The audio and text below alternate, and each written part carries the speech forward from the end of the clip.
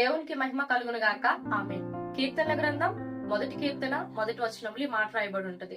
దుష్టుల ఆలోచన చొప్పున నడవక, పాపుల మార్గంలో నిలవక, అపహాసకులు కూర్చుండు చోటన కూర్చుండగాని. నిజానికి దుష్టులు పాపుల వరుసలో అపహాసకులు చేర్చాలా? నిజంగా అదంత పెద్ద తప్ప, అదంత ప్రమాదమా అంటే మీకు కొన్ని విషయాలు జ్ఞాపకం చేస్తాను. నాశనానికి కొంత దూరంలో మనం ఉన్నాం, బయటకు వెళ్తే తప్పించుకుంటాం అని లోతు తన అల్లుడిని హెచ్చరిస్తే ఆ హెచ్చరికను వాళ్ళు చాలా లైట్ గా, హేళనగా, అపహాస్యంగా తీసుకున్నారు.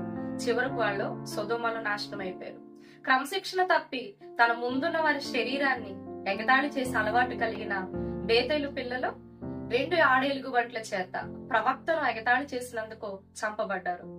తమ ముందున్న పనిని కొనసాగించడానికి, పడిపోయిన యెరూషలేము ప్రాకారాలు నిర్మించడానికి యూదులు నెహెమ్యా లాంటి వారు నిలబడితే, వారి ముందున్నటువంటి టోబియా లేకపోతే సన్బట్లు అనేటటువంటి 2 నాయకులు వారి గోడను గూర్చి నక్క ఎగిరితిది పడిపోతుంది అని ఎగతాళి చేశారు.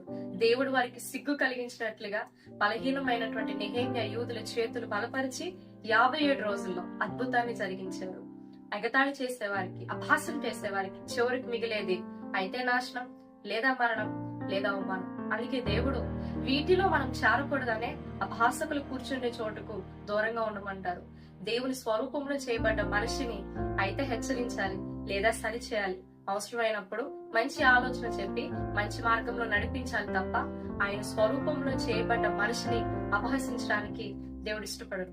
సామెతల గ్రంథం 1వ అధ్యాయం 22 నుంచి 28 వరకు అపహాస్యకులకి దేవుడే విరోధి అన్నట్టుగా మనకు కనబడుతుంది. అదే సామెతల గ్రంథం 19వ అధ్యాయం 25, 28 వచనాల్లో వారికి తీర్పులున్నాయని, దేవుడు వారిని శిక్షిస్తారని, గద్దిస్తారని మనకు వాక్యం చెప్తుంది.